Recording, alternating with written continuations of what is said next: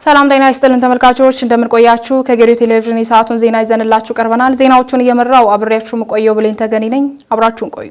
በቅድሚያም አበይት ርዕሰ ጉዳዮችን እናስደምጣችሁ። የሃይማኖት ተቋማት የሀገር ዘላቂ ሰላምና ደህንነትን በማረጋገጥ ሂደት ገንቢ ሚና እየተወጡ እንደሆነ ተገለጸ። ህብረተሰቡ አስቀድሞ በሽታን መከላከል እንዲችልና ራሱን እንዲጠብቅ በትኩረት እየሰራ መሆኑን የይርጋ ጨፌ ከተማ ጤና ጽሕፈት ቤት ገለጸ። ሰባተኛው ሀገራዊ ምርጫ ፍትሃዊና ሰላማዊ ሆኖ እንዲጠናቀቅ የመምህራን ሚና ጉልህ መሆኑ ተገለጸ።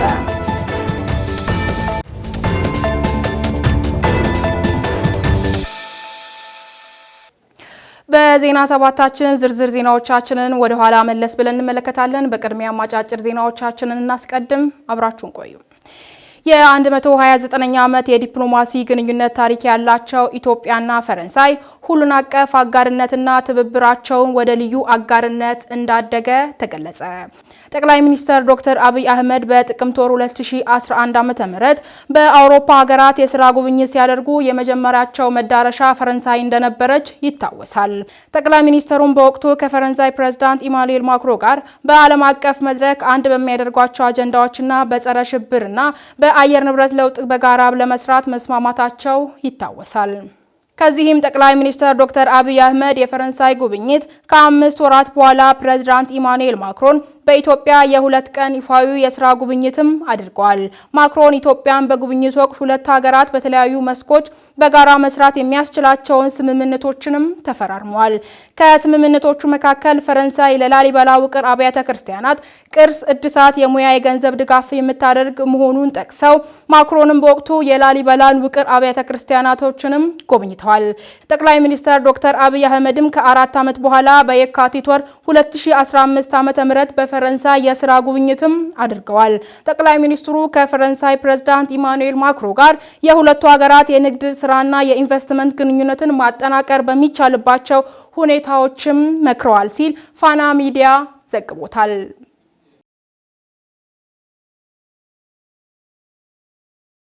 ሰባተኛው ሀገራዊ ምርጫ ምክንያት በማድረግ በገደብ ወረዳ ጨልጨሌ ቀበሌ የብልጽግና ፓርቲ አባላት የድጋፍ ሰልፍ አካሄዱ። በጌዲዮ ዞን ገደብ ወረዳ ጨልጨሌ ቀበሌ ኢትዮጵያን ወደ ተምሳሌት ሀገር በሚል መርህ ቃል የብልጽግና ፓርቲ አባላትና ደጋፊዎች የድጋፍ ሰልፍና የይምረጡኝ ቅስቀሳም አካሂደዋል። በየአካባቢው የሚገኘው ማህበረሰብ የኢኮኖሚው አቅም እንዲያዳብርና በልማቱ ዘርፍ ተጠቃሚ እንዲሆን ያደረገው መንግስት በማለትም የጌዲዮ ዞን ሴቶችና ማህበራዊ ጉዳይ መምሪያ ኃላፊ ወይዘሮ ፍሬነሽ አየለም ገልጸዋል። ይህ ህዝባዊ መድረክ ብልጽግና ፓርቲን በዞን ሆነ በወረዳ ያለውን ጠንካራ መሰረትና ከህዝብ ጋር የሚሰራ መሆኑንም ያረጋገጠ ነው ሲሉም ተናግረዋል። የወረዳውን ልማት ከማፋጠን ጋር ተያይዞ የህብረተሰቡን ልማት ስራዎችን አጠናክሮ ለማስቀጠል በማህበራዊና ኢኮኖሚያዊ ፖለቲካዊ ተጠቃሚነትን ለማረጋገጥ በርካታ ስራዎች መሰራታቸውን የገደብ ወረዳ ዋና አስተዳደር አቶ ሲሳይ ታደሰም ተናግረዋል። አቶ ሲሳይም አያይዘውም ህብረተሰቡ እያደረገ ያለው ሁለንተናዊ ድጋፍ የሚመሰገን እንደሆነም ጠቁመዋል። የሰልፉ ተሳታፊዎችን ባለፉት የለውጥ ዓመታት በዞንና በወረዳ ደረጃ በተለያዩ ዘርፎች የመጡ ውጤቶችን በማንሳት የተጀመሩ ውጤቶች ተጠናክረው እንዲቀጥሉ አጋርነታቸውንም አሳይተዋል ሲል ባልደረባችን ይስሐቅ ሳሙኤል መረጃውን አድርሶናል።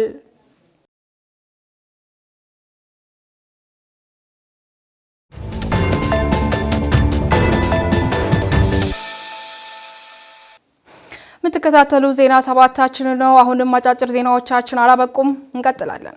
የሃይማኖት ተቋማት የሀገር ዘላቂ ሰላምና ደህንነትን በማረጋገጥ ሂደት ገንቢ ሚና እየተወጡ እንደሆነ ተገለጸ። የሃይማኖት ተቋማት የሀገር ዘላቂ ሰላምና ደህንነትን በማረጋገጥ የበኩላቸውን ገንቢ ሚና እየተወጡ እንደሚገኝ የኢትዮጵያ ፌዴራል ፖሊስ ጠቅላይ አዛዥ ኮሚሽነር ጀነራል ደመላሽ ገብረ ሚካኤል ገለጹ። ሰኒያ መሐመድ ዝርዝር አላት።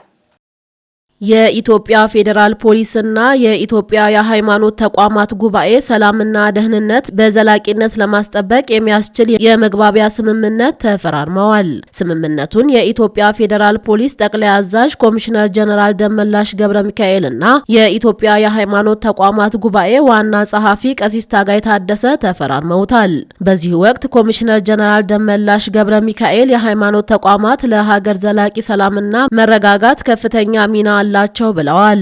ፖሊስና የሃይማኖት ተቋማትም የኢትዮጵያን ዘላቂ ሰላምና መረጋጋት ለማጠናከር በቅርበትና በቅንጅት እንደሚሰሩ ገልጸዋል።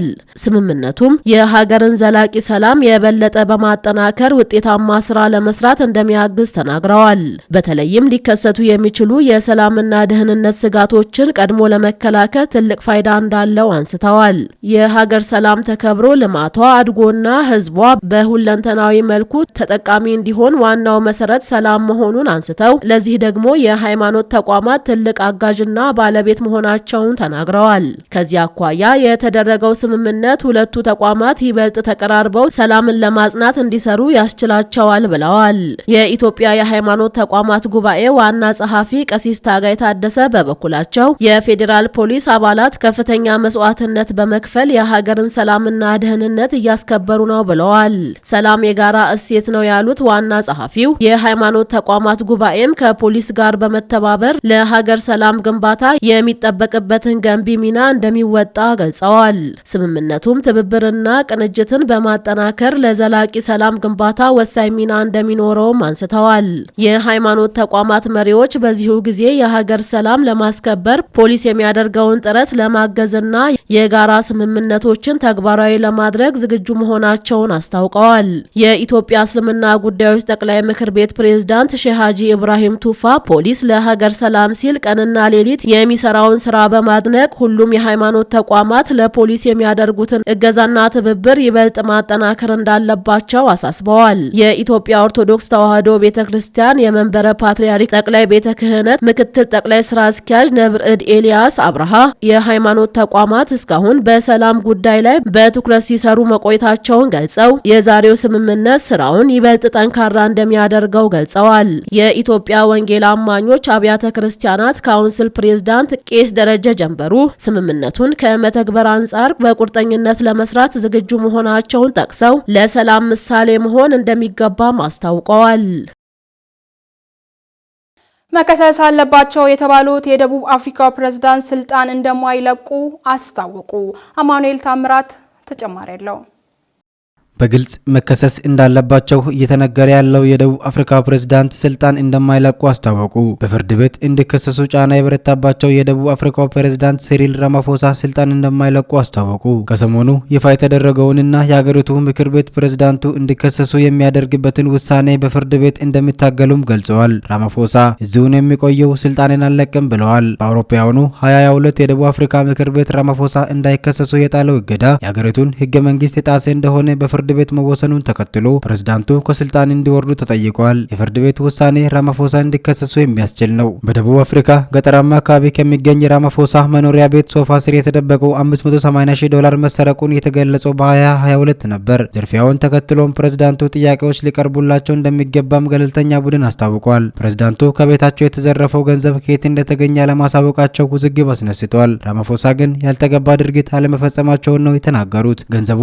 የተገኘው ህጋዊ ከሆነ የቀንድ ከብት ንግድ መሆኑንም ተናግረዋል። በወቅቱ ራማፎሳ ላይ ክስ ለመመስረት የቀረበውን ሀሳብ የአገሪቱ ምክር ቤት በሰጠው ድምጽ ውድቅ አድርጎታል። ራማፎሳ የሚመሩት አፍሪካን ናሽናል ኮንግረስ ወይም ANC የተባለውን ፓርቲ በወቅቱ በምክር ቤት አብላጫ መቀመጫ አግኝቶ ነበር። የደቡብ አፍሪካ የህገ መንግስት ፍርድ ቤት በበኩሉ ምክር ቤቱ ፕሬዝዳንቱ እንዲከሰሱ በማድረግ ጉዳዩን በጥልቅ መመርመር እንዳለበት ባለፈው ሳምንት ውሳኔ አሳልፈዋል። ራማፎሳ ፍርድ ቤቱ ጉዳዩን በድጋሚ እንዲያጠንና ውሳኔውን እንዲቀለብስ እንደሚጠይቁ ገልጸዋል። ፍርድ ቤቱ ውሳኔውን ያሳለፈው በስሚ መረጃ ላይ ተመስርቶ ነው ብለዋል። ጉዳዩን ወደ ፍርድ ቤት የወሰዱት የተቃዋሚ ፓርቲ መሪው ጁሊየስ ማሌማ ፓርቲ የሆነው ኢኮኖሚክስ ፍሪደም ፋይተርስ እንዲሁም ሌሎችም አካላት ናቸው። የፖለቲካ ተንታኝ ፕሮፌሰር ሪቻርድ ካላንድ እንደሚናገሩት ፕሬዝዳንቱ እንዲከሰሱ በምክር ቤት ድምጽ ሊሰጥባቸው የሚችልበት እድል ጠባብ ቢሆንም ክስ የሚመሰረትባቸው ከሆነ የስልጣን ዘመናቸውንና ክብራቸውን የሚያጠልሽ ይሆናል ሲሉም ቢቢሲ መረጃውን አጋርተዋል። የምትከታተሉ ዜና ሰባታችን ነው። አሁን ደግሞ በዝርዝር ወደምንመለከታቸው ዜናዎቻችን እናልፋለን። አብራችሁን ቆዩ። ህብረተሰቡ አስቀድሞ በሽታ መከላከል እንዲችልና ራሱን እንዲጠብቅ በትኩረት እየሰራ መሆኑን የይርጋ ጨፌ ከተማ ጤና ጽሕፈት ቤት ገለጸ። ወቅቱን ጠብቆ የሚከሰተው በሽታ ለመከላከል ለህብረተሰቡ ግንዛቤ ለመፍጠር በትኩረት እየተሰራ መሆኑን የይርጋ ጨፌ ከተማ ጤና ጽሕፈት ቤት አስታውቋል። ይሳቅ አበበ ተጨማሪ ያለው ጤና ለሰው ልጅ መሰረታዊ ከሆኑ ነገሮች መካከል ቅድሚያ የሚሰጥ ሲሆን ይህንኑ ለማረጋገጥ የግልና የማህበረሰብን ጤና መጠበቅ እጅግ በጣም አስፈላጊ ነው። የይርጋ ጨፌ ከተማ ነዋሪዎችም ጤና ለሁሉም ነገር መሰረት መሆኑን በመገንዘብ የራሳቸውንና የቤተሰባቸውን ጤና ለመጠበቅ በትኩረት እየሰሩ መሆናቸውን በመግለጽ ጤና ባለሙያዎች እስከ ቤት በመምጣት እያስተማሩ እንደሚገኙም ጠቅሰዋል። ብቻ ዛሬ ያገኘሁት ትምህርት በጣም አሪፍ ነው እና ስለ ጤና አንዳንድ ነገር የሚስተካከለውን እናገኘሁት ያው ከዚህ በፊት ያልተስተካከለውን ነገር እንድናስተካክል ነው የነገሩን እና የቀረውንም ነገር ደግሞ እናስተካክላለን ብዬ ተስፋ አረጋለሁ። ጤና ባለሙያዎች በየጊዜው እየመጡ ክትትልና ትምህርት በመስጠት ላይ ይገኛሉ። እኔ ነፍሰ ጡር እንደመሆነ መጠንም በተሰጠኝ ትምህርት መሰረት ክትትል እያደረኩ የራሴንና የልጆቼን ጤና በመጠበቅ ላይ ይገኛለሁ። በዚህም አሁን ላይ ማህበረሰቡ ስለ ጤና ያለው ግንዛቤ እየጨመረ መምጣቱንና ከጤና ባለሙያዎች የሚሰጣቸውን ትምህርት በመቀበል የራሳቸውንና የቤተሰባቸውን ጤና እየጠበቁ መሆናቸውንም ነዋሪዎቹ ገልጸዋል። ጤና ባለሙያዎች በሰጡት ትምህርት መሰረት የግልንና የአካባቢን ጤና በመጠበቅ ከራስ አልፎ ሌሎችንም በማስተማር ላይ እንገኛለን። አካባቢያችንንም በጋራ በመሆን ቦዮችንን በማጽዳትና ቆሻሻን በማስወገድ የአካባቢን ንጽህና በመጠበቅ ላይ እንገኛለን። ኦኬ ከኛ በኩል ያው ቆሻሻውንም ደግሞ በአግባቡ እናስተካክላለን። እናም ደግሞ ያው በየቤታችን ደግሞ አጎበርም አለ ለቢንቢ የሚሆነውን እሱን እንጠቀማለን። ያው ውሃውንም ደግሞ በአግባቡ ያው እንጠቀማለን። ቆሻሻ የሆኑትን እንደፋለን። የጤና ኤክስቴንሽን ባለሙያዎች በበኩላቸው ማህበረሰቡ ራሱን አስቀድሞ ከተላላፊና ተላላፊ ካልሆኑ በሽታዎች እንዲጠብቅ እንዲሁም ነፍሰ ጡር እናቶች የሕክምና ክትትል እንዲያደርጉና በተለያዩ ጤና ጉዳዮች ህብረተሰቡን እያስተማሩ እንደሚገኙ በመግለጽ በዚህም በማህበረሰቡ ጤና ላይ ለውጥ እየታየ መሆኑን ጠቅሰዋል። አሁን ላይ የተሻለ ነገር አለ። ምክንያቱም በመቀናጀት ስለምንሰራ ይህን ስራ እኛ ብቻ ሰርተን ውጤታማ አንሆንም። ይህን ስራ የምንሰራው ከቀጠና አመራሮች ጋር ከቀበሌ ሊቀመንበሮች ጋር በመቀናጀት አብረንታች ወርደን እንሰራለን። ህብረተሰቡም አሁን ላይ ጥሩ ንቁ ተሳትፎ አለው፣ ያግዘናል፣ ይደግፈናል። ጤና ለሰው ልጅ መሰረታዊ ከሚባሉ ጉዳዮች መካከል የይርጋ ጨፌ ከተማ ጤና ጽሕፈት ቤት ኃላፊ በከተማው በጤናው ዘርፍ በትኩረት እየተሰራ መሆኑንና በዚህም ቅድመ መከላከልን ጨምሮ ጤናማ ማህበረሰብን ለመፍጠር በቁርጠኝነት እየተሰራ መሆኑን ጠቅሰው በከተማው የጤና ተቋማትን ተደራሽነት ለማስፋፋት ጤና ኬላዎችን ለመገንባት መታቀዱን ገልጸዋል። የመጀመሪያ የመከላከል ስራ ነው ቅድም እንዳልኩኝ። ሁለተኛ አክሞ ማዳን ነው። አክሞ ማዳን ስራ ላይ ስንመጣ ከምንም በላይ የሚያስፈልገው ጤና ተቋማቶች ናቸው። እንደ ከተማ አንድ ተቋም ነው አለን። እሱም የመጀመሪያ ይርጋ ጨፌ ከተማ መጀመሪያ ደረጃ ሆስፒታል ነው። ከስሩ ሌሎች ተጨማሪ ጤና ጣቢያዎች፣ ጤና ኬላዎች ያስፈልጉታል። እንደ ከተማ ወደ 5 የሚሆኑ ጤና ጣቢያዎች ያስፈልጉናል። እነዚህ የሉንም። ስለዚህ ለዚህም እንደ ከተማ ምንድነው እየተሰራ ያለው የሚለውን የተወሰኑ የተለዩ ቦታዎች አሉ። ለማህበረሰቡ ከይገባኛል ነፃ የተደረጉ ቦታዎች አሉ። በቅርብ ጊዜ ከሚመለከታቸው ጋር ከገዲኦ ልማት ማህበርም ጋር እየተነጋገርን ነው ያለነው። በሚቀጥለው ዓመት በእርግጠኝነት ስራው ሊጀምር ይችላል። ሰባተኛው ሀገራዊ ምርጫ ፍትሐዊና ሰላማዊ ሆኖ እንዲጠናቀቅ የመምህራን ሚና ጉልህ መሆኑ ተገለጸ። ኮቾሬ ወረዳ ከመምህራን ጋር በተደረገ ውይይት ሰባተኛው ሀገራዊ ምርጫ ፍትሐዊና ሰላማዊ ሆኖ እንዲጠናቀቅ ከሁሉም ከሚመለከታቸው አካላት ጋር በቅንጅት እንደሚሰሩም ተናግረዋል። በረከት ጅግሶ አዘጋጅቶታል። አብነት አበበ እንደሚከተለው ያቀርበዋል።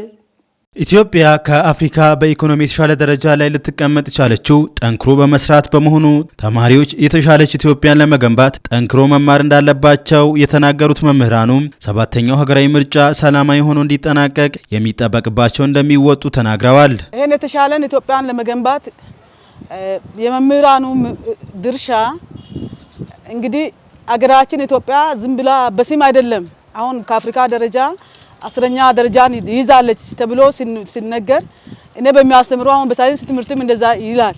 ይሄንን ደግሞ ለተማሪዎቼ እነግራቸዋለሁ። ይሄ ዝም ብሎ በወሬና በታይታ ሳይሆን በትምህርት በእውቀት በትምህርት በመትጋት ነው ተማሪዎቼ። እናንተ ደግሞ ከዚህ በበለጠ ከኛ አብልጣችሁ በትምህርት ላይ ትኩረት ሰጣችሁ ብትማሩ የነገ ሳይንቲስቶች ትሆናላችሁ፣ የነገ ሀገር ተረካቢዎች ትሆናላችሁ፣ በርቱ እያልኳቸው ከዚህ በበለጠ እኛም በእውቀትና በቴክኖሎጂዎችን ተጠቅመን ብንማር ለበለጠ ደግሞ ኢትዮጵያችንን ራሳችንን አድገን ኢትዮጵያችንን ደግሞ ለተሻለ ውጤት ማብቃት የምንችለው እኛው ዜጋዎች ነን እያልኩ ለተማሪዎችም ግንዛቤ እየሰጠው እንደገና ደግሞ አብራቸው ለሚሰራ ለመምህራኖችም ከስራ ባልደረቦቼ ጋር ባለኝ ሰዓት ስንጫወት እንኳን መልካምና ቀና ሀሳብን ምርጫው በሰላማዊ መንገድ መካሄድ እንዳለበት ለዚህ ከዚህ ሀሳብ ውጪ አላስፈላጊ የሆኑ ነገሮችን ጥያቄዎችን ማንሳትም እንደሌለብን አግባባዊ በሆኑ ነገሮች ላይ ደግሞ በመገኘት ወቅታዊ ምላሽ ለመስጠት ዝግጆች መሆናችንን እያስታወኩኝ በዚህ ተጋድሎን ይቀጥላለሁ። ይሄ ከፊት የሚጠባበቅን ያለነው 7ኛ ዙር ምርጫ በሰላማዊ መንገድ እንዲሆን ነው እየፈለግን ያለነው። ማንኛውም መምህርም ይሁን ተማሪም ይሁን ህብረተሰብም ይሁን ማንኛውም የመንግስት አካል ይሁን መንግስታዊ ያልሆነ ድርጅት ማንንም ይሁን አካል ይሁን ኢትዮጵያዊ የሆነ ሰው ግለሰብ ሁሉ ይሄ ስብሰባ በሰላማዊ መንገድ ይሄ ምርጫ በሰላማዊ መንገድ እንዲካሄድ ሁሉም ኃላፊነት አለው። ይሄ ነው መልእክት የሚያስተላልፈው። 7ኛው ሀገራዊ ምርጫ ሰላማዊና ታማኒ ሆኖ እንዲጠናቀቅ ከሚመለከታቸው ጋር እየሰሩ መሆናቸውን የተናገሩት የኮቸረ ወረዳ ትምህርት ጽሕፈት ቤት ምክትል ኃላፊ አቶ ጌቱ ይጨነቁ መምህራን ሀገራዊ አጀንዳዎች ላይ የነቃ ተሳትፎ ማድረግ እንዳለባቸውም አሳስበዋል። 7ኛ ሀገራዊ ምርጫ ከማሳካት አንጻርና ኢትዮጵያን ወደ በለጸገች አገር ከማሳደግ እንዲሁም ደግሞ ኢትዮጵያን ወደ ተመሳለት አገር ከመውሰድ አንጻር እንደ ትምህርት ጽሕፈት ቤት ከመምህራን ጋር እየሰራን ያለነው ስራ ከፍተኛ ነው። እሱ ምንድነው? አንደኛ ምርጫ ታማኝነት እንዲኖርና ሰላማዊ፣ ፍትሃዊ፣ ዲሞክራሲያዊ እንዲሆን የማድረግ ረገድ ሁሉም መምህራን በነቃ ተሳትፎ ይዘው በነቂስ ወጥቶ ምርጫውን እንዲመርጥ እንዲሁም ደግሞ በቅስቀሳ የመምረጡን ቅስቀሳም ያለውን አስተዋጽኦ በግልጸኝነትና የትኛውም ፓርቲን በመኮነን ሳይሆን አገሪን የመመሰረትና መንግስትን የመገንባት አስተዋጽኦ ከበኩላቸው እንዲያደርጉ የጋራ ኮሚትመንት እንደ ሀገር የትምህርት ስብራት እንዳለ የሚታወቅ ሲሆን ችግሩን ለመቅረፍ በጋራ በመቀናጀት በቅርበት ክትትልና ድጋፍ በማድረግ ብዙ ርቀት መሄዳቸውን የኮቸረ ወረዳ ብልጽግና ፓርቲ ቅርንጫፍ ጽሕፈት ቤት ኃላፊና የመንግስት ዋና ተጠሪ አቶ ዘሪሁን አለሙ ገልጸው በ7ኛው ሀገራዊ ምርጫ የመምህራኑ ሚና ምን መሆን እንዳለበት ውይይት ማካሄዳቸውን ተናግረዋል። ለሀገር ግንባታ ትልቁ ሚና የሚጫወቱት መምህራን ናቸው ያሉት አቶ ዘሪሁን የተዛነፉ አስተሳሰቦችን የመቅረጽ ኃላፊነት መምህራኑ እንዳለባቸው አመላክተዋል። በወረዳችን በሁሉም ትምህርት ቤቶች ካሉ መምህራኖች፣ ርዕሳነ መምህራኖች እና የመምህር ተወካዮች ጋር ሰፋ ያለ ውይይት ለማድረግ ሞክረናል። ውይይታችን 2 አጀንዳዎችን ማዕከል ያደረገ ነበር። አንዱ ከትምህርት ውጤት ጋር እና ከመማር ማስተማር ጠቅላላ ሂደት ጋር ያሉ ጉዳዮችን ውይይት ለማድረግ የሞከርንበት ሁኔታ አለ። እንደሚታወቀው እንደ ሀገርም በዚህ በትምህርቱ ዘርፍ ላይ የዚህ የትምህርት የውጤት ስብራት ያለ እንደሆነ ይታወቃልና እነዚህ ችግሮችን ለመቅረፍ እንደ ወረዳም በጣም ሰፊ ርቀት የሄድን ያለንበት ሁኔታ አለ። በጋራ ተቀናጅቶ አስተባባሪም የቅርብ ክትትል በማድረግ የዘርፉን ችግሮችም ቀድሞ በመለየት ምንድነው ዘርፉ ላይ ያለው የሚለውን ችግር ቀድሞ በመለየት እና መለየት ብቻ ሳይሆን ደግሞ ተግባራዊ የሆኑ አስፈላጊ ድጋፎችንም በማድረግ በቅርበት ሆነን እየተከታተልን ያለንበት ሁኔታ እንዳለ እንደ ወረዳም የሚወሰድ ነው። እንደ ሁለተኛ አጀንዳም አድርገን ከመምህራን ጋር የተወያየ ነው። ለዚህ ለ7ኛ ዙር ምርጫ እንደ ሀገር የተደረገ ላለው የመምህራኑ ሚና ምን መሆን አለበት የሚለውንም ነገር በግልጽ ከመምህራን ጋር ተወያይተናል። እንግዲህ ከመምህር የሚጠበቀው ትልቁ ለሀገር ግንባታም ትልቁን ሚና የሚወጣው መምህር ነው። ስለዚህ ትልቁ ከመምህራን የምንጠብቀው የተዛነፉ አስተሳሰቦችን ታች ላይ ከማህበረሰባችን የሚነሱ የተዛነፉ አስተሳሰቦችን እነሱን የመቅረጽና እነዚህ አስተሳሰቦችን የማስተካከል ጉዳይ ትልቁ ከመምህራን የምንጠብቀው ነው። የመማር ማስተማሩ ስራ ምን እንደሚመስል እንዲሁም በወረዳው ያለው የልማት እንቅስቃሴና የ7ኛው ሀገራዊ ምርጫ ዝግጅት ምን እንደሚመስል በርካታ ውይይት ማድረጋቸውን የተናገሩት የኮቸረ ወረዳ አስተዳዳሪ ዶክተር ዳዊት ጀቦም በወረዳው የተጀመሩ ልማቶች የኛው ነው ብሎ የተቀበሉበት አግባብ መፈጠሩን አንስተዋል። 7ኛ ሀገራዊ ምርጫን በተመለከተ መምህራን ንቁ ተሳትፎ እንዲያደርጉም ጠይቀዋል። ባደረግነው ውይይት 3 ቁልፍ የሆኑ አጀንዳዎች ነበሩ። አንደኛ የመማር ማስተማሩ ሁኔታ ምን ይመስላል የሚለው ነገር ነው። ሁለተኛ አጠቃላይ ወረዳ ውስጥ ያሉ የልማት ስራዎች ምን ይመስላሉ እናንተስ እንዴት ታላችሁ የሚል ነገር ነበረ። ሶስተኛ የመጨረሻ የሰባተኛ የሀገራዊ ምርጫ ምን ይመስላል እንዴት ነው ያያችሁት እንዴት ነው ምን ጎን ናችሁ የሚለው ነገር በርካታ ውይይት ያደረግንበት ሁኔታዎች አሉ። በአያ ላይ ፍሳገነት ላይ ተጨማሪ መብራት ለማስገባት የሄርንበት ርቀቶችን እጅግ በጣም ሲያመሰግኑ የነበሩበትና እነዚህ ልማቶች ደግሞ በጋራ ተጣምረናል በጋራ ለፍተናል። ይሄም ስንል እኛም ከምናገኘው ደሞዝ አንድ ወር ደሞዝ ሰተን ማሽን እንዲገዛ ተማሪዎቻችንም ለቅሞ ማሽን እንዲገዛ የተደረገበትና ባለሀብት አስተባብራችሁ ድልድሎችን የአስተዳደር ግቢ ኮሪደሮችን እየሰራችሁ ያለበት ሁኔታ እጅግ በጣም ደስ የሚያሰኝ ነውና እኛም አሁንም እስከ መጨረሻም ከጎናችሁ ነን የሚል ነገር እና የተሰራ ልማት የኛ ነው ብሎ ትክክለኛ ነው ያየነውን እንመሰክራለን ብሎ ያመኑበት ገቢ መሰብሰብ የልማትና የመልካም አስተዳደር እቅዶችን ለማሳካትና የህብረተሰቡን ሁለንተናዊ ተጠቃሚነት ለማረጋገጥ ትልቅ ሚና እንዳለው ተገለጸ። የማህበረሰቡን የልማት ጥያቄዎች ለመመለስ ገቢን አሟጦ ለመሰብሰብ በትኩረት እየሰራ መሆኑን የቡሌ ወረዳ ገቢዎች ጽሕፈት ቤት አስታውቋል። መብራቱ አበበ ዝርዝር አለው። የወረዳ ገቢን አሟጦ በመሰብሰብ የልማትና የመልካም አስተዳደር እቅዶችን በማሳካትና የህብረተሰቡን ሁለንተናዊ ተጠቃሚነትን ለማረጋገጥ በትኩረት እየተሰራ መሆኑን ገልጸው የገቢ አፈጻጸም ተገምግመው ችግሩን ያለበትን በመለየት እንደመዋቀር የታየውን ዝቅተኛ አፈጻጸም በመቀልበስ የሚታይ ለውጥ ማምጣት ያስፈልጋል ብለዋል። ከፍተኛ የሆነ የልማት ፍላጎት ማሳካት የሚቻለው የገቢ አፈጻጸም ላይ መሰረታዊ ችግሮችን በመለየትና ገቢን በአግባቡ መሰብሰብ ሲቻል መሆኑን አስረድተዋል።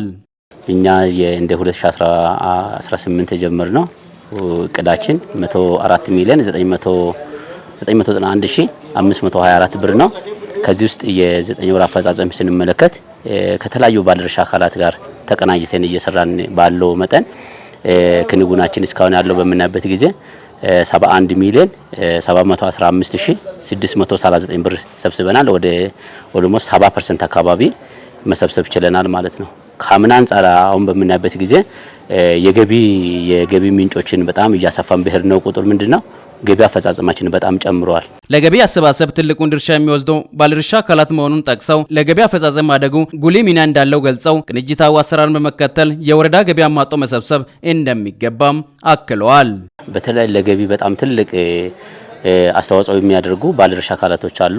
እንደ ንግድ ተቋማት የሚባሉ እንደ መንገድና ትራንስፖርት፣ እንደ ፍርድ ቤቶች፣ እንዲሁም ፋይናንስ እና ሌሎች እንደ ትምህርትና እንደ ጤና በጥረት ተደራሽ የምንሰበስባቸው ገቢዎች አሉ። ከነዚህ ጋር በወር 2 ጊዜ የተሰባሰበን የገቢን አፈጻጸም የገመገን ባደረግነው ጥረት ነው ይህንን ማምጣት የቻልነው። ሌሎችም ደግሞ ተጨማሪ ያልተሰበሰቡ የተጨማሪ የገቢ ምንጮችን እያፈላለገን ባደረግነው ውጤት ነው ይሄም መሰብሰብ የቻልነው። አስተማማኝ የመንግስት ገቢ ምንጭ ከግብር የሚገኝ ገቢ መሆኑን አንስተው የወረዳውን ገቢ በውስጥ ገቢ ለመሸፈን በትኩረት እየተሰራ መሆኑን ገልጸዋል።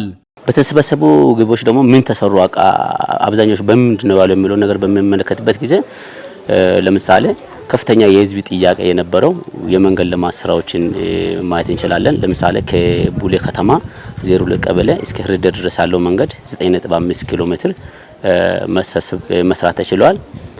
በሌላም መልኩ ደግሞ ሲካ ቀበሌ እስከ በረቻ ያለው ከበረቻ ደግሞ እስከ ጉባቶ ቀበሌ ያለው ወደ 1.8 ኪሎ ሜትር ያለው መንገድ የመንገድ ከፈታና ጥገና ማድረግ የተቻለበት ነው ማለት ነው። ይህ ብቻ አይደለም። ከመንግስት ግምጃ ቤት ከሚመጣው ገቢ በተጨማሪ ወደ 1341 አካባቢ ያሉ ሰራተኞች ተጨማሪ ደሞዝ ለሰራተኞች ተከፍሏል ማለት ነው። ይህ ብቻ አይደለም። በሌላኛው በምናይበት ጊዜ እነዚህ እጅግ በጣም አቅመ ደካማ ያሉ ኢኮኖሚካሊ ዝቅ ያሉ እንትኖች የመታከም አቅማቸው ዝቅ ያሉትን እነሱን ድጋፍ ለማድረግ ለማጠሜ ድጋፍ ወደ 2440 አካባቢ የማጠሜ ተጠቃሚ እንደሆኑ ከግማሽ ሚሊዮን በላይ ድጋፍ የተደረገበት እንትኖች አሉ። ሌሎችም ከአጠቃላይ የኢንሴት ግዢ የቡና ችግኝ ለአርሶ አደር ድጋፍ የማድረጉ ስራ እነዚህ የመሳሰሉት ነገሮች ለማህበረሰቡ በተሰበሰቡ ገንዘቦች ድጋፍ አድርጓል ማለት ነው። የዓመቱን እቅድ ለማሳካት በቀሩ ወራት ያለንን ጸጋ በመለየት የገቢ አማራጮችና በአግባቡ በመለየት ልንጠቀም ይገባል ብለዋል።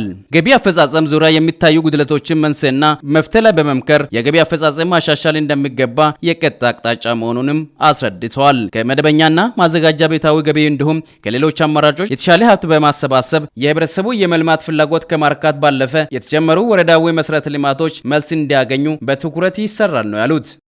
ኦልሞስት ኦል አሁን የቀሩ 3 ወራቶች አሉ። አጠቃላይ ያልተሰበሰቡ ገቢዎችን ከባለድርሻ አካላት ጋር ተቀናጅተን እቅዱን ከልሰን የ100 ቀን እቅድ አቀደን እያንዳንዱ የሚመለከተውን የየራሱ ድርሻ እንዲወስድ አድርገን ገቢውን ለመሰብሰብ ኦልሞስት አሁን ካለን የገቢ ምንጫችን ሁሉንም አሟጥ ለመጠቀም የጋራ ተግባቦት ፈጥረን እየሰራን ነው። አመቱ መጨረሻ ላይ በእነዚህ በ3 ወራት በቀሩ ወራት ላይ 100% ለመዝጋት ጥረት እያደረግን እንገኛለን። ምትከታተሉ ዜና ሰባታችንን አሁን ደግሞ ከውጭ ላገኘናቸው መረጃዎቻችን እናልፋለን። አብራችሁን ቆዩ። በዓለም ላይ ከ30 እስከ 50 የሚደርሱ ግጭቶችና ጦርነቶች እየተካሄዱ ይገኛል ተባለ።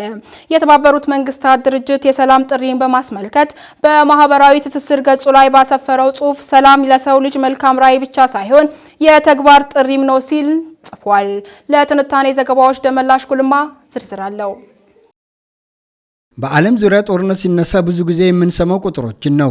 ሺዎች ሞቱ፣ ሚሊዮኖች ተፈናቀሉ ወይም ተጎዱ የሚለውን ነው። በመሆኑም የተባበሩት መንግስታት ድርጅት እንዳስታወቀው በአሁኑ ወቅት በዓለም ላይ ከ30 እስከ 50 የሚደርሱ ግጭቶችና ጦርነቶች እየተካሄዱ ይገኛሉ።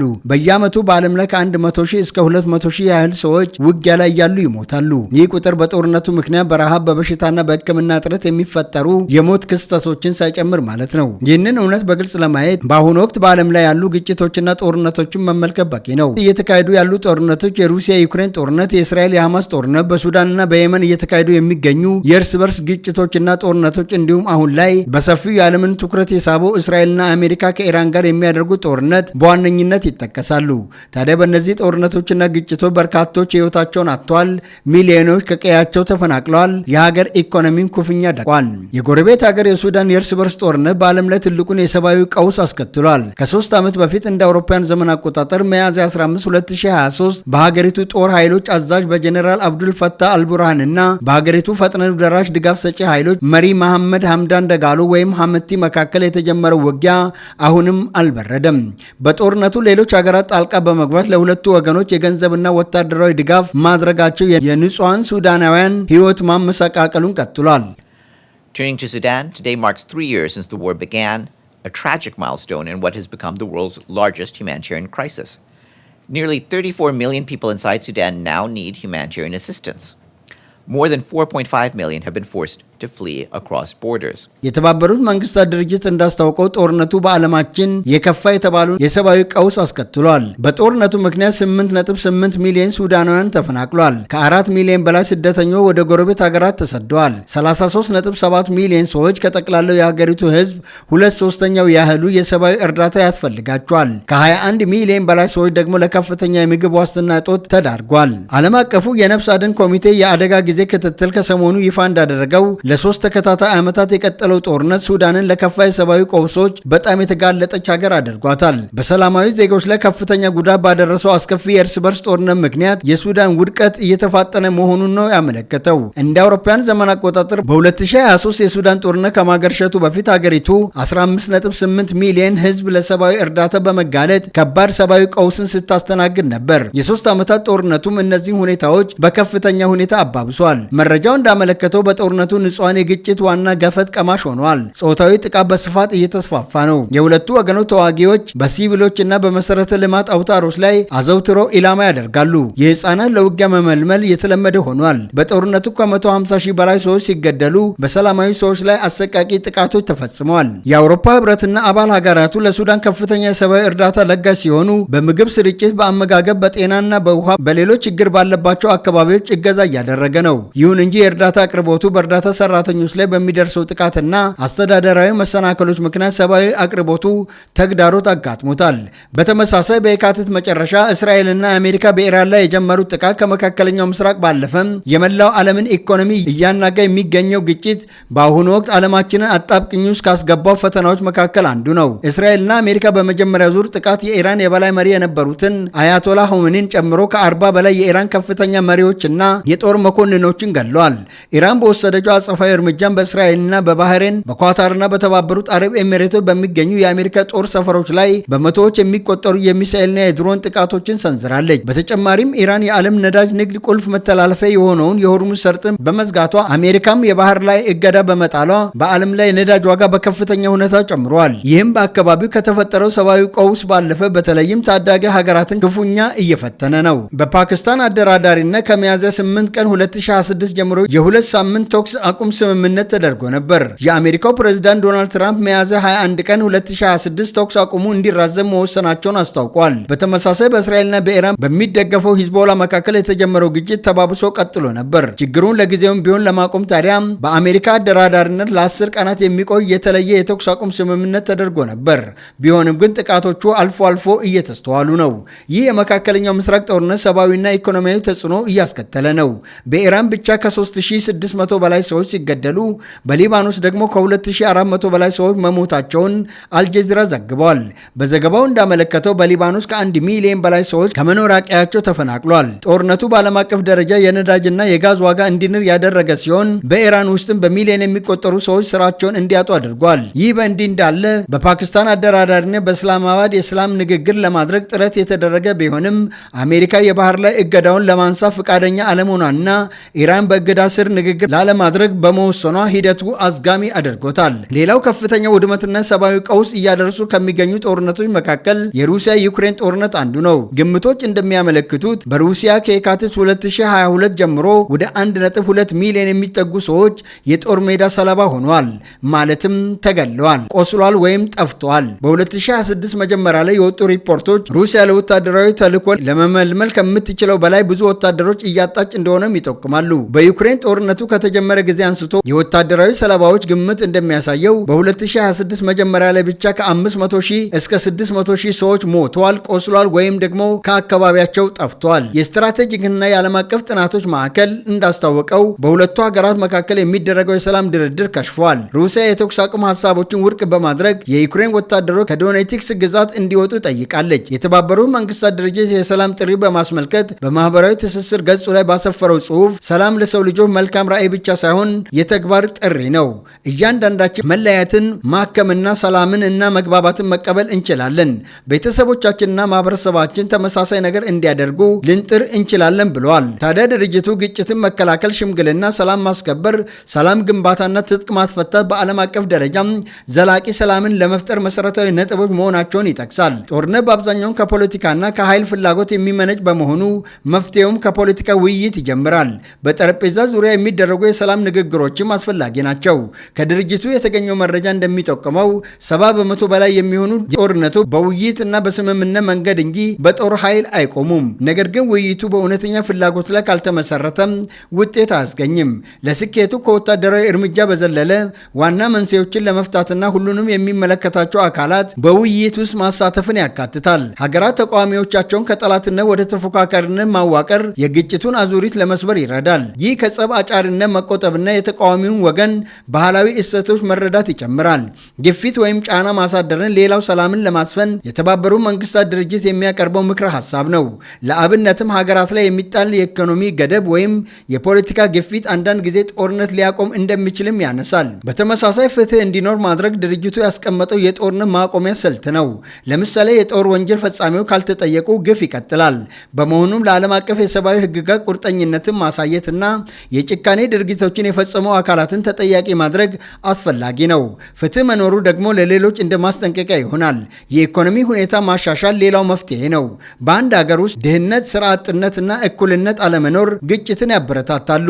በተቃራኒው ልማት ካለ ደግሞ ጦርነትና ግጭት ይቀንሳል። የድርጅቱ መረጃ እንደሚያመለክተው ጦርነት ማቆም የሁሉንም ተሳትፎ ይጠይቃል። ከዚህ ባለፈ ከቃል ባሻገር ተግባራዊነት ወሳኝ ነው። በመሆኑም ዓለም አቀፍ ተቋማት፣ መንግስታትና ህዝብ በአንድነት በመስራት ለሰላም መስፈን ሊረባረቡ ይገባል ሲሉ የተለያዩ ድረገጾች ዘግበዋል።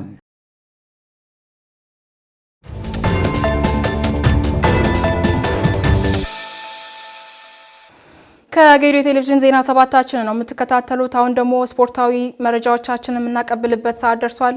እንቀጥላለን። ለይርጋ ጨፌ ቡና እግር ኳስ ክለብ ከክልል መንግስት የመጓጓዣ አውቶቡስ የገንዘብ ሽልማት ሲበረከት ተጠባቂው የአልናስርና የአልሂላል ጨዋታ አቻ ተጠናቋል።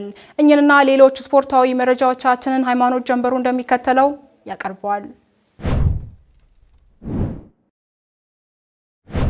የደቡብ ኢትዮጵያ ስፖርት ምክር ቤት ወደ ፕሪሚየር ሊግ ለገቡ ክለቦች የእውቅናና የሽልማት መርሃ ግብር አከናውኗል። 2017 በኢትዮጵያ ሴቶች ከፍተኛ ሊግ ተሳታፊ የነበረውና ወደ ኢትዮጵያ ሴቶች ፕሪሚየር ሊግ ያደገው የይርጋ ጨፌ ቡና ሴቶች እግር ኳስ ቡድንና በ2018 ዓ.ም ከኢትዮጵያ ከፍተኛ ሊግ ወደ ፕሪሚየር ሊግ ለተሸጋገረው ጋሞ ጨንቻ እግር ኳስ ቡድን ነው የእውቅናና የማበረታቻ ሽልማት የተደረገው። በዚህ የእውቅናና የሽልማት መርሃ ግብር ላይ የደቡብ ኢትዮጵያ ክልል ርዕሰ መስተዳደር አቶ ጥላሁን ከበደ፣ የጌዲዮ ዞን ዋና አስተዳዳሪ ዶክተር ዝናብ ወልዴ፣ የደቡብ ኢትዮጵያ ክልል የባህልና ስፖርት ቢሮ ኃላፊ አቶ ኦላዶላን ጨምሮ የክልልና የዞን የመንግስት የስራ ኃላፊዎች፣ የሀገር ሽማግሌዎች፣ የሁለቱ ክለቦች አመራሮችና የቡድን አባላት እንዲሁም ሌሎች ጥሪ የተደረገላቸው እንግዶች ተገኝተዋል። ባሳለፍነው ዓመት በኢትዮጵያ ሴቶች ፕሪሚየር ሊግ ውድድሩን ያከናወነውና ሸገር ከተማን በመከተል ወደ ኢትዮጵያ ሴቶች ፕሪሚየር ሊግ በማደግ በዚህ ዓመት በፕሪሚየር ሊጉ ብርቱ ፍክክር እያደረገ የሚገኘው የይርጋ ጨፌ ቡና የሴቶች ቡድን የመጓጓዣ አውቶቡስና የ1 ሚሊዮን ብር ተሸላሚ መሆን ችሏል። በመርሃ ግብሩ ላይ የተገኙት የደቡብ ኢትዮጵያ ክልል ርዕሰ መስተዳደርና የዕለቱ የክብር እንግዳ አቶ ጥላሁን ከበደ ባደረጉት ንግግር በሴቶች የእግር ኳስ ውድድር ላይ እንደ ሀገር ከወንዶች አንጻር ብዙም ትኩረት እየተሰጠ እንዳልሆነ ገልጸው የይርጋ ጨፌ ቡና ስፖርት ቡድን አመራሮችና አባላት ይህንን ሁሉ ተግዳሮት በትልቅ ትጋትና ጽናት አልፋችሁ ለዚህ ስኬት በመብቃታችሁ እንኳን ደስ አላችሁ በማለት መልእክታቸውን ያስተላለፉ ሲሆን እግር ኳስ ወንድማማችነትን የሚያጠናክር መሆኑን በመግለጽ የክልሉ መንግስት ከዚህ ሽልማት ባለፈ ለክለቡ ተጨማሪ ድጋፍ እንደሚያስፈልግና በቀጣይም አብሮ መስራት እንደሚገባ ገልጸዋል። በሴቶች ፕሪሚየር ሊግ ውድድር ብዙም ተሳታፊነትና ውጤታማነት የሚታይ ባይሆንም ከምንም በላይ ዞኖችም ትኩረት ሳይሰጡ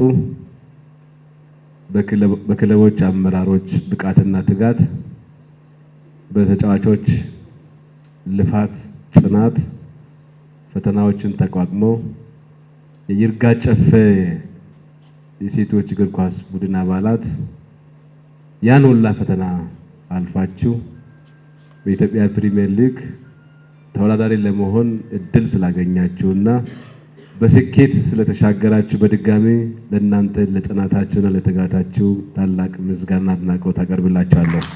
ይርጋ ጨፌ ሴቶች ክለብ በእጅጉ በጣም በፈተናዎች ውስጥ ነው ውጤታማ ሆኖ ወደ ፕሪሚየር ሊግ የገባው።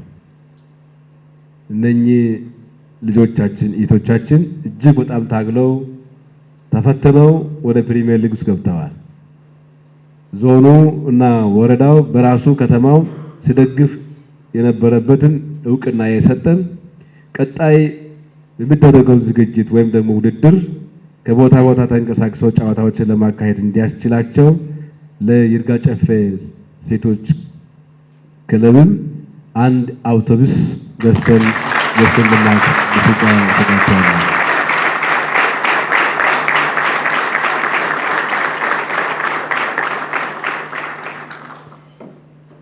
በተጨማሪ የክለቡ አባላት ባደረጉት አስተዋጽኦና ሲኒሪቲ ለግል እንዲከፋፈሉ 1 ሚሊዮን ብር ለነሱ ተሰጥቷቸዋል።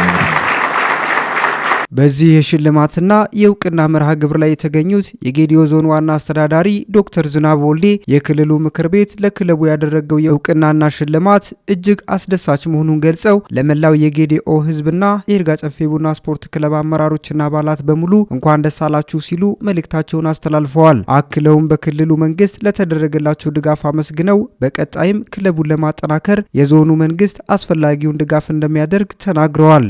የጌዲዮ ዞን ባህልና ስፖርት መምሪያ ኃላፊ አቶ ደርቤ ጅኖ በክልሉ የተደረገው የሽልማትና የእውቅና መርሃ ግብር ሴቶችን እንደሚያበረታታ ገልጸው በቀጣይ ተተኪዎች ላይ ለመስራት ትልቅ መነሳሻ እንደሚሆን ተናግረዋል። ክልሉ ስፖርት ምክር ቤት በጋራ በመምከር ለክለቦች የሚያስፈልጋቸውን ሽልማት በህጉና በደንቡ መሰረት አቅርቦልናል። ይሄን ደግሞ በጣም ሴቶች እንዲበረታቱ የሚያደርግ ነውና በተለይ ደግሞ እኛም ከፊት ለፊት ያለን የቦርድ አመራሮች ከዛ በላይ ደግሞ የክለቡ የበላይ ጠባቂ የሆኑት ዋና አስተዳዳሪያችን ዶክተር ዝናቡ ወልዴ የቦርድ ሰብሳቢያችን ደግሞ አቶ ተገኝ ናቸውና ስለዚህ በጋራ ከቦርድ አባላት ጋር እየተመካከርን ጥሩ ውጤት ስለመጣ ዛሬ ላይ የሽልማት ለሴቶች ተበርክቷል ማለት ነው። ስለዚህ በዚህ አጋጣሚ እነሱንም እንኳን ደስ አላችሁ ማለት ፈልጋለሁ። የጥረታቸው የትጋታቸው ስኬት ነውና ውጤትም እንዲያስመዘግቡ ያደረገው ሴቶች በራሳቸው ውጤታማ መሆን እንደሚችሉ ያስመሰከሩ ናቸው ማለት ነው። ስለዚህ ዓለም የይርጋ ጨፌ ቡናን በምላሱ ቀምሶ ነበረ ያረጋገጠው። አሁን ደግሞ በተመሳሳይ በፕሪሚየር ሊግ ደረጃ እግር ኳሱንም ደግሞ በሴቶች በኩል ለማጣጣም የሚያስችል ጥሩ መነሳሻ ሽልማት ነውና ይሄ ደግሞ መበረታታት መቻል አለበት። እኛም ይሄንን አጠናክረን እንቀጥላለን ማለት ነው። የይርጋ ጨፌ ቡና ስፖርት ክለብ ስራ አስኪያጅ አቶ አሰገኝ ጉዬ በሽልማቱ መደሰታቸውን ገልጸው በቀጣይ ዓመት ለሚያደርጉት የውድድር ጉዞም ትልቅ የሞራል ስንቅ እንደሚሆናቸውም ተናግረዋል።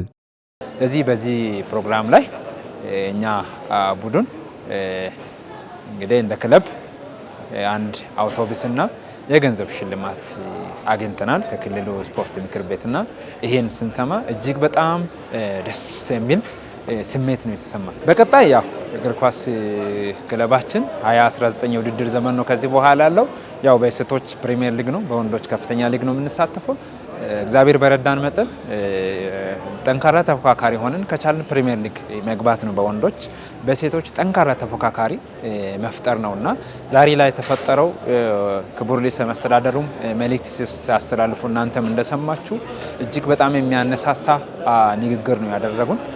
ለዞኖችም ትልቅ ኃላፊነት የቤት ስራ ሰጥቷቸዋልና ስለዚህ ይሄ ትልቅ መነሳሻ ይሆንልናልና እንደ ክለብ የተሻለ ክለብ እንፈጥራለን። በተለይም ኢኮኖሚካሊ ያሉ ነገሮችን እግር ኳስ ትልቁ ነገር ኢኮኖሚ ነው።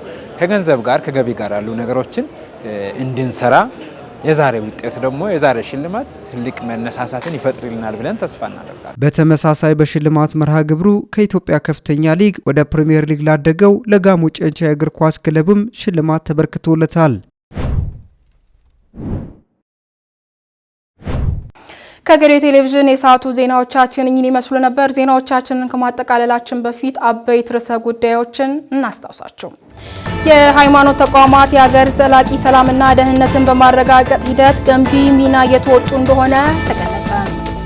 ህብረተሰቡ አስቀድሞ በሽታን መከላከል እንዲችልና ራሱን እንዲጠብቅ በትኩረት እየሰራ መሆኑን የይርጋ ጨፌ ከተማ ጤና ጽሕፈት ቤት ገለጸ። ሰባተኛው ሀገራዊ ምርጫ ፍትሐዊና ሰላማዊ ሆኖ እንዲጠናቀቅ የመምህራን ሚና ጉልህ መሆኑ ተገለጸ። ከገሬ ቴሌቪዥን የሰዓቱ ዜናዎቻችን ይህን ይመስሉ ነበር። ዜናዎቹን ስመራ አብሬያቸው የቆየሁት ብሌን ተገኔ ነኝ። ከመላው የስቱዲዮ ባለሙያ ጋር በጋራ በመሆን ከቀሪ የገሬ ቴሌቪዥን ፕሮግራሞች ጋር መልካም ቆይታ